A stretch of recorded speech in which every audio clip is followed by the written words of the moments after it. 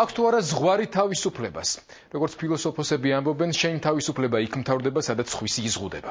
ბოლო პერიოდის განმავლობაში ხელისუფლება ძალაუფლებით მინიჭებული თავისუფლებით ცდილობდა შეეზღუდა სხვისი, ანუ მედიის თავისუფლება. პოლიტიკოსები ბავშვებივით იქცევიან თუ ჩუმად არიან.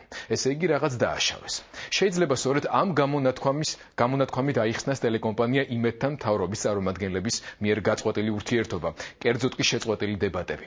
ჩვენი თავისუფალი სიტყვა ბევრს ეკალივით შეესო, მაგრამ ვერაფერს იზამ. სიმართლე უმეტესად მწარია. სიტყვის თავისუფლება ეს ჟურნალისტების საკუთრება არაა. სიტყვის თავისუფლება გარემოა, რომელშიც თანამედროვე ერი ცხოვრობს და მის გარეშე არსებობა არ შეუძლია. ასე დროს არსებობს ორი არჩევანი: დაინახო შენი ჭეშმარიტი სახე და შეეცადო რაიმე შეცვალო ან იმოქმედო იდეით. თავდასხმა საუკეთესო თავდაცვაა. სწორედ ამის მაგალითი იყო ბოლო დროს კახეთში ვენახის გაჩეხვის ირგვლივ აგორებული კამპანია. ეს ლოგიკურია, როცა მეფეს არ სურს დაინახოს, სხვებს კი ვაჟკაცობა არ ყოფნით უთხრან, რომ ის ან უფრო რბილად რომ თქვათ პრობლემები გაშიშვლებულია. დროების ჟურნალისტმა სოსო ბარნაბიშვილმა გადაავლო თვალი თავისუფალი სიტყვის არქივს. ის გეტყვით მივცემთ თუ არა ცენზორებს წყურვილის მოკვლის საშუალებას პირში წყალის ჩაგობებით.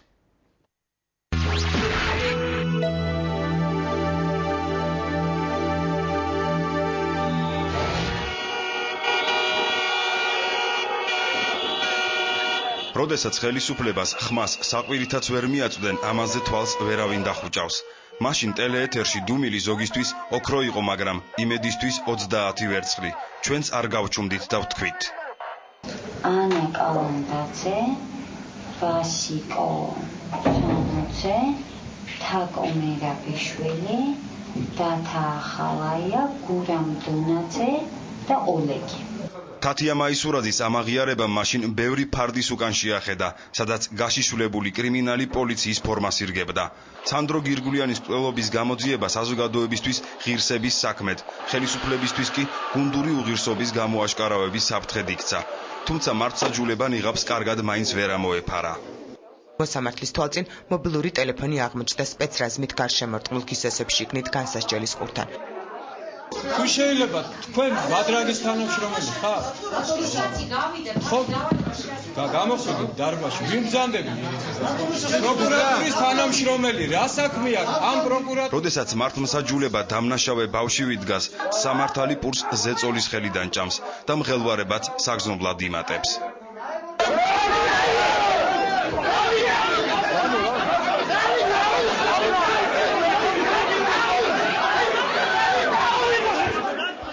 გირგულიანის საქმე იყო ერთ-ერთი ყველაზე დიდი ეკალი, რომელიც ვარდების რევოლუციის შემდეგ ხელისუფლებას შეესო და ტკივილის გამო დებატების სკამზე აღარ დამჯდარა. ხელისუფლება სატელევიზიო დებატებში მონაწილეობაზე საბოლოოდ უარს აცხადებს. ეს გადაწყვეტილება ზუსტად ერთი კვირის წინ პრეზიდენტის ადმინისტრაციის უფროსმა გიორგი არველაძემ გააჟღერა. ჩვენ აღარ მიგვაჩნია გამართლებულად, რომ მათთან აი ამ თემებზე მუდმივი სატელევიზიო დებატები, სატელევიზიო დისკუსიები, სატელევიზიო ისტერიაში წავყვეთ მათ. ასე ხელისუფლებამ რეაქციის სკამები შეგნებულად დააცარიელა. ბოიკოტი იმიტომ კი არ დაწყებულა, რომ სუფთა დაფაზე ერთის უვიცობა დამალულიყო, ან და მეორეს ინტელექტუალური უპირატესობა. პირიქით, ეს იმიტომ მოხდა, რომ პურთი დამოედანი ოპოზიციისთვის დაეთმოთ და შემდეგ იმედისთვის წამოეძახებინათ. თქვენი დებატები დაუბალანსებელია და არაობიექტურები ხართო. ან თქვენს ტელეკომპანიას შეუცვალეთ სახელწოდება და იმედის ნაცვლად უწოდეთ უიმედობა, მის საინფორმაციო გადაცემა ქრონიკას ქრონიკის ნაცვლად კრიმინალური ქრონიკა, ან ფართოდ გაახილეთ თვალები. როდესაც ხელისუფლება ორივე თვალს ფართოდ ხუჭავს, ჩვენ ვალდებულები ვართ ცივი წყალი გადავასხათ და არ გავჩუმდეთ. სათქმელი ბევრი მაქვს, არ შემიძლია. მისი სათქმელი თქვით და კიდევ ერთხელ მოვიმდურეთ ხალხის რჩეულები, როდესაც რევაზცალანი ნიღბიანმა სამართალდამცველებმა სასტიკად სცემეს და სისხლში ამოსვლილი 4 შვილის მამა მესტიის პოლიციაში ბორკილებით სატოლზე მიაბეს, მას შემდეგ სამართალი ლოგინად ჩავარდა. ძალიან მინდა ეს ხალხი რომ დაისაჯონ კაცრად, მეორეჯერ უარესი მოხდებოდა. იმაზე უარესი კი რაღა უნდა იყოს, როდესაც ხელისუფლება ავადაა. ჰიგიენური პოლიტიკა მძიმე მდგომარეობაში აგდებს, დევნილების ბედი კი უმწეობაში. წამლის ძიებაში დახმარება ჟურნალისტების საქმეცაა, მაგრამ ამის გამო არ უნდა დაგვიკიდონ ურმილი. მოგახსენებთ, რომ მესაჭიროება საზღვარგარეთ ძვირად ღირებული მკურნალობა, რომლის ღირებულება შეადგენს 10,000 შვეიცარულ ფრანკს, ანუ 8,000 ამერიკულ დოლარს. გთხოვთ დამეხმარეთ აღნიშნული თანხის გადახდაში. ვარ უმწეო მდგომარეობაში, მესაჭიროება მკურნალობა, გთხოვთ გამიწიოთ დახმარება. ამ თხოვნით ჯანდაცვის მინისტრს კოლეგა გიორგი ხევიაშვილი მიმართავს. თქვენ ითხოვთ, რომ სამკურნალოდ გამოგიყოთ 1200 евро, გჭირდებათ კურნალობის ხარჯები. ბატონო? იყო თუ არა? გესმით ბატონო გიაჩემი? საზოგადოებასთან კავშირის გაწყვეტა ყოველთვის ბევრ ეჭვს ბადებს. კითხვები კი უფრო მეტი ჩნდება მაშინ, როდესაც კამათში ჭეშმარიტება აღარ იბადება. ყველა მთავრობა, რომელიც შეეცდება, რომ დებატების ტემპერატურა დაწიოს. ყველა მთავრობა, რომელიც შეეცდება, რომ ხელოვნურად შეზღუდოს რაღაცა თემაზე დისკუსია. საბოლოო ჯამში აუცილებლად აღმოჩნდება დამარცხებული. როდესაც ხელისუფლებას მეხსიერება ღალატობს, ჟურნალისტები ვალდებულები არიან მას საკუთარი სიტყვებით შეახსენონ და სხვისიც. აუგუსტო პინოჩეტმა ხელისუფლებაში მოსვლისას ერთი გადამწყვეტი ფრაზა თქვა: ეკლესიას და საკუთრებას ნუ შეეხებით. ჩვენც არ გავჩუმდით და ვთქვით, როგორ ქურდულად მოთხარეს ქრისტიანობა აჭარაში ამაღლების ღამეს, როგორ მოხდა სულიერების დემონტაჟი ფერიას მთაზე, როგორ ჩამოექცა ხელვაჩაურის გამგებელ ჭერი თავზე და როგორ მოარღვიეს საკუთრების სამართლებრივი ჩარჩოები თაბუკაშვილის ქუჩაზე.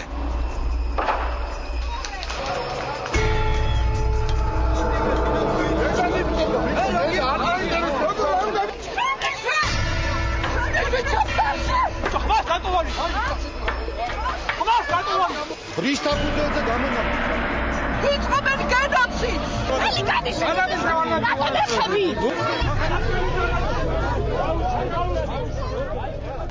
როდესაც სამართალს გული უწუხდება, იქ ყველას დამსახურება ითელება. სადაც ღვაწლი არ ფასდება, იქ ცრემლის ერთადერთი ბინა სასაფლაოა. ერთადერთი რაც მაბადია არის სასაფლაო ჩემი, რომელიც ჩემი ესე იგი უახლოესი ახლობლების გვერდით იქნება და ეს მაქვს და მაგას ვეღარ წამართმევ. როდესაც ქვეყნის თუნდაც ერთ მოქალაქეს თვალზე ცრემლი მოადგება, ჟურნალისტის სიტყვა ხელისუფალს მისკენ მიშვერილ იარაღად ეჩვენება და როდესაც ამ იარაღს ხელს ვკიდებთ, დანაშაულის კვალს მაინც არ ვშლით ისე როგორც ამირან რობაქიძის მკვლელობისას შეეცადნენ. თუმცა ერთი მნიშვნელოვანი კადრი ეთერში მაინც გაიპარა. აქ პატრული ამბობს, რომ ბიჭებს არაფერი აქვთ.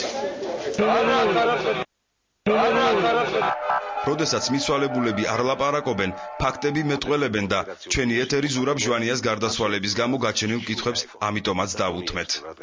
გაზი 1 საათის გადაკეტილი იყო. ოთახი გატეხილი ფანჯრიდან ნიავდებოდა. და სუნს იქ მყოფი ადამიანი იმიტომაც ვერ იგრძნობდა, რომ ნახშირბადის მონოქსიდი უფერო, უსუნო გაზია.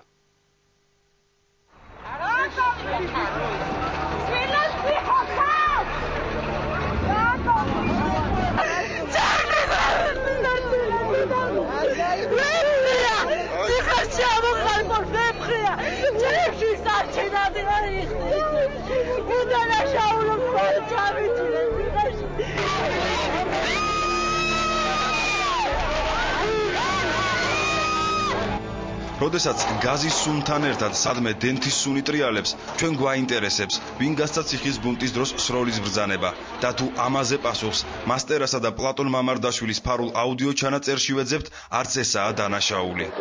ბაჩო მანქანაში და ბუნტის დროს და ბრძანებებს ვინ იძლევა? ეუნე ვირა ბაჩო გაწიოს გვერდით თრაბოს. იმე ბაჩო პრეზიდენტი დაურეკა. მიგაფიან ბოკერია. სამომავლო ბოკერია. მე მივხვდი უბრალოდ. ამ დროს ტელეფონი დაერეკა, ის გავიდა ოთახიდან. აი ასეთი შტაბეთლება მე მგონი ავსწრები.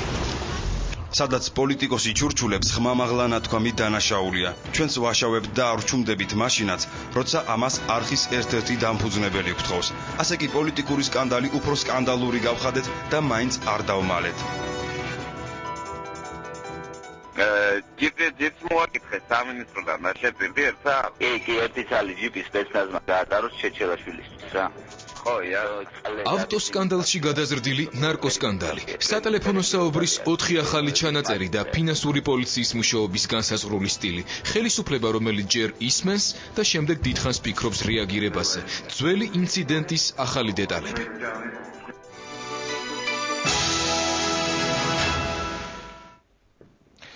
როგორც ჩვენმა ტელემაყურებელმა იმის ანონსიდან შეიტყო, დროების კორესპონდენტები ჩვენ მუშაობდით სპეციალურ რეპორტაჟზე, რომელიც ბოლო 2 კვირის განმავლობაში საფინანსო პოლიციის ხელმძღვანელობასთან დაკავშირებით ატეხილ სკანდალს ეხებოდა. თუმცა ჩვენი არხის დამფუძნებლის დაჟინებული თხოვნის გათვალისწინებით ჩვენ ამ სიუჟეტს დღევანდელ დროებაში ვერ შემოგთავაზებთ. ამ ყველაფრის ფონზე ძალიან მნიშვნელოვანი რამ მოხდა ჩვენ ქვეყანაში. საქართველოს პრეზიდენტი შეხვდა ამერიკის პრეზიდენტს და იქ გადაწყდა ძალიან მნიშვნელოვანი საკითხი იმ დიდ ამოცანებთან დაკავშირებით, რასაც ჩვენი ქვეყნის მთლიანობა ქვია და ეს იყო მე-7 ან მე-8 ნიუსი, რაღაცა 2 წუთიანი. მე მაინტერესებს, ეს სწორია, იქნებ მემეშლება. სადაც პოლიტიკოსი ჟურნალისტ ჭკუას არიგებს, იქ სიტყვის თავისუფლებას ხელი ეშლება. როდესაც მედიის ხელყოფის სცენარი იწერება, აბსურდის თეატრიც მაშინ იწყება და ვაზის გაჩეხვის სპექტაკლის რეჟისორობა იმეც ბრალდება. და ერთი მოსულიყო, ერთი. მე ხო ვტიროდი იქა, კაცო. როგორც ჩემი შვილი, იგრევ კაჭა მამენას, კაცო. ერთი მაინც მოსულიყო და ეთქვა რომ რა ხდება, კაცო. ჩემი ნაშრომი, ნატვალები წყალში მიდის. შაბი დააძვირეს. სალერგას მოუმატეს. რატომ არ ჰქონდათ რეაქცია 2 წლის წინ, როცა ჩვენს ეთერში ეს კადრები გავიდა? ალბათ მაშინ არჩევნები არ ახლოვდებოდა და იმედის მორჯულება ჯერ არ სჭირდებოდათ. მე მგონი თქვენი ეთერის შემყურე ვერავინ ვერ იტყვის რომ ეს ხელისუფლებისთვის მამებელი ტელევიზია, პირიქით ჩემის აზრით. ეს ჩვენ დაახლოებით წელიწად ნახევრის წინ ღიად გითხრეს. და თუ ოდესმე ვინმე შეეცდება თავისუფალი სიტყვა, აი ასე დაამუნჯოს.